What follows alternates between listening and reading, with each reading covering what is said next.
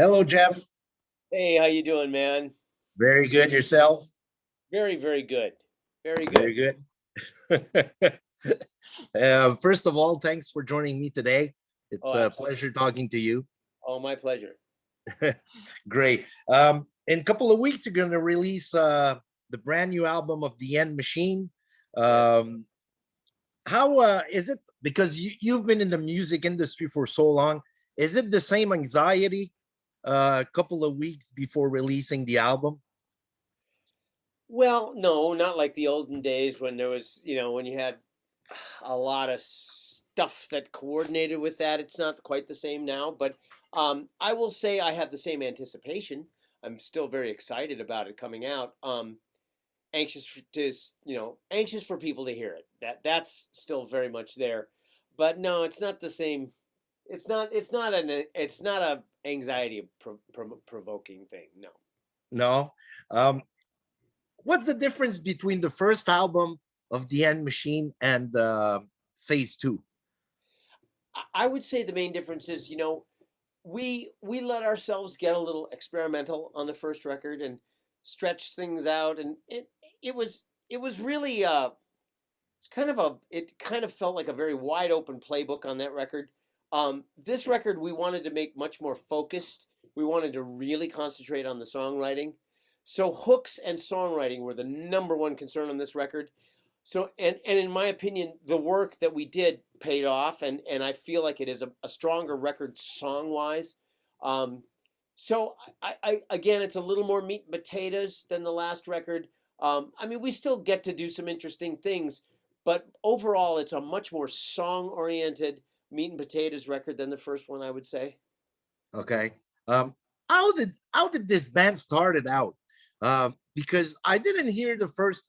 I didn't know you guys from the first record. I heard it from the second record. But how did it all started? Well, if you really want to go back, originally Serafino from Frontiers Records Yep. had wanted to do. Uh, he wanted Jack Russell from Great White to do a Yep. project, and he wanted George to work with him. And then George called me up and said, "Hey, do you want to write with me for this Jack Russell thing?" I was like, "Yeah, of course, I'd love to." So we started writing, and very soon after we started writing, I don't know what happened, but the whole Jack Russell thing just disappeared. I mean, I don't know why or what. Jack's fine, everything's great, but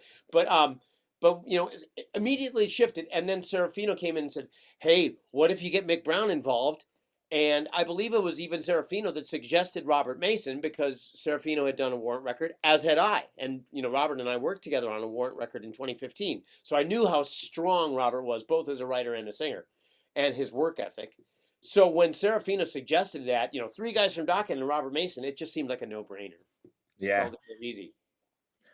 I got Robert Mason last year, I think, on the show, and it was one of the coolest interview I ever did with He's very anybody. great. He's great. Um, how is it to work with Robert? It's fabulous. I mean, we work together so well and so naturally. He's a hard worker and I'm a hard worker, so that's really good. But he comes up with ideas and he'll bash it out until we're both happy, and he's got a phenomenal voice. I mean, his voice kind of goes without saying. I mean, I feel like I don't even have to compliment his voice because people know how great he is. Although I will compliment it some more.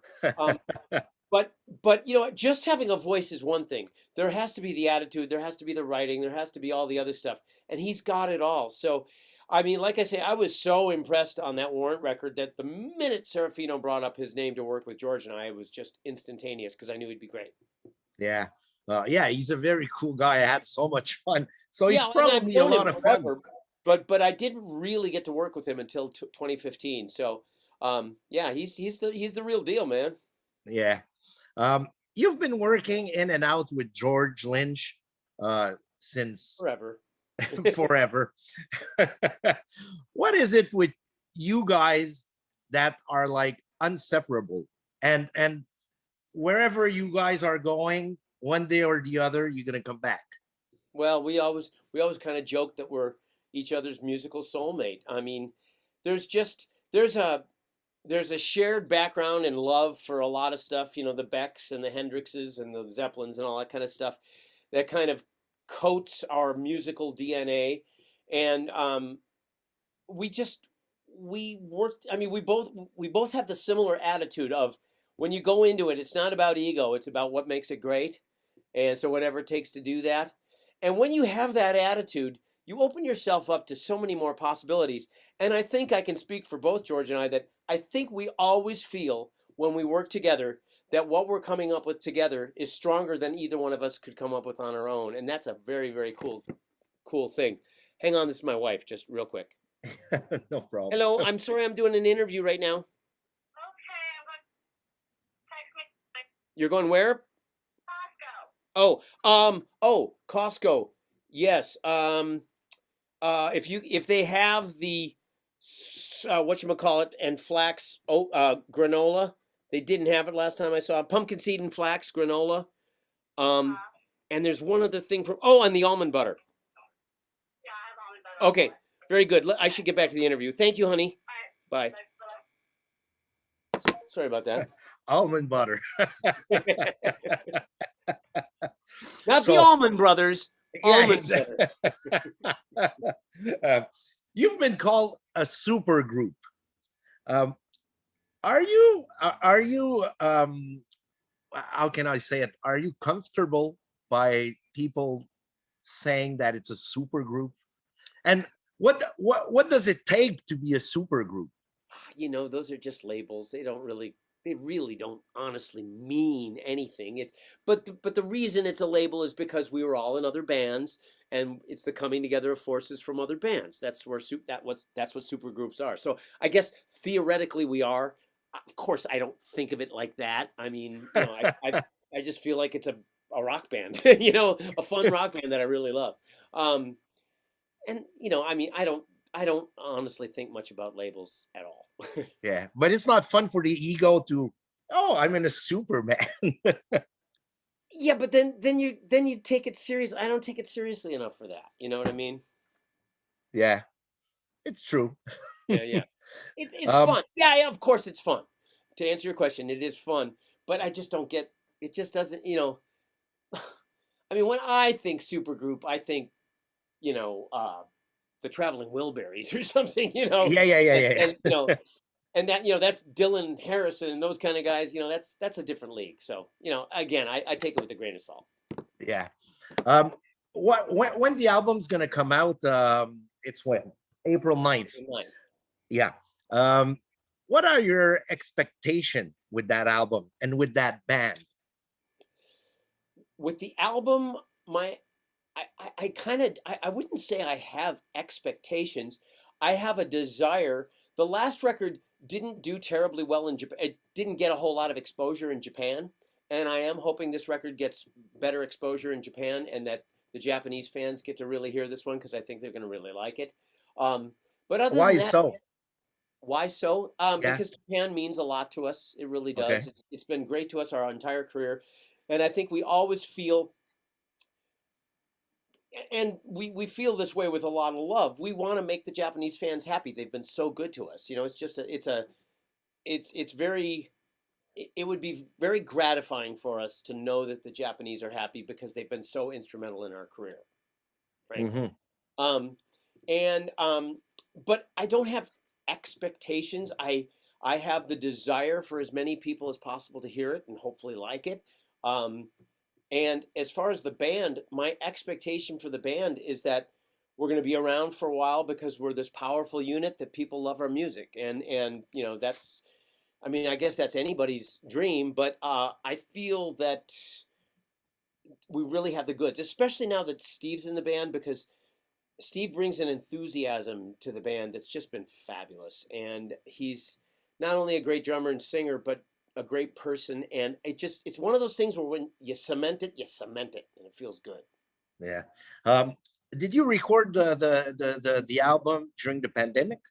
Yes, completely. And George's stuff was all done remotely. There's an app now where I can run his studio from my studio.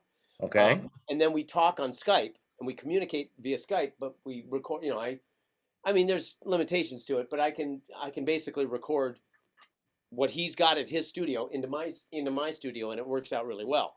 Um, like I say, it's not perfect, and it's not the absolute desired way of doing it, but we got a lot done. And we had done a record called Heavy Hitters earlier in the year, which was a Yeah, I cover just discovered that.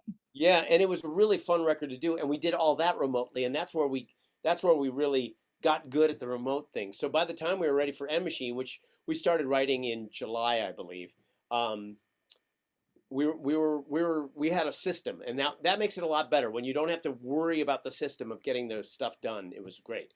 Robert recorded here, and Steve recorded his drums here, so most of the album was recorded here, but all George's parts were done from his studio, but with me operating his studio remotely. It's pretty cool. Yeah. Um, Good thing that the pandemic was not happening 30 years ago for you guys musicians, Well, yeah, we would have been screwed then because there definitely was no remote recording then like this. eh? So it would have been a hell house. Yeah, well, it just would have been everything would have just stopped. I mean, Yeah, think of it. You didn't have Zoom and all that stuff 30 some years ago. I mean, a whole different world. yeah, exactly. That album, Heavy Hitters. How did you guys decide the songs you wanted to put on the album? Because there's some strange songs for you guys. Yeah, I know. We know. Well, we did that on purpose. How did we decide? We picked what we knew were great songs. The Skeleton was a great song, and we just wanted to find things that we knew that we felt we could do something arrangement wise to make it interesting and fit us and fun. And there was kind of an overarching vibe of wanting to take what were hit songs and put them all together in a rock package, and it was just really a lot of fun. It kind of happened more naturally than you might think. Oh yeah. And did you all chose songs together, or you chose a couple of songs and No, it was pretty much done. Yeah, I mean, I know Brian Tishy, the drummer who played on that record. He and George and I talked a lot and threw a lot of suggestions out. So uh, I would say everybody contributed to the list, and then it was pretty much George and I going through them and deciding which ones we wanted to arrange. And at a certain point, we had arranged whatever it was, 11 or 12 songs, and we were done. Kind of just happened. yeah, you've been with so many bands over the year, Dio and Foreigner. And what does the End Machine has that the other bands doesn't? Well, George Lynch and Robert Mason. They, and honestly, identity wise, that's a big part of it, isn't it? So that's an important thing. And End Machine is probably the heaviest project I do where I play in. I mean, I've produced things that are every bit as heavy or heavier. But it's got the intensity of the music that George and I make, and kind of Dokken-esque in some ways. Um, but with a singer who's limitless, and a rhythm section in Steve and I that, I mean, I just feel like we're just we melt together. And so I feel like as far as heavy grooves and as far as melodic power singing, you can't really do much better. I mean, Robin McCauley from Black Swan is no, shrinking violet either. I mean, he's a very, very strong singer as well. Every bit as strong as Robert, really, but a little more different.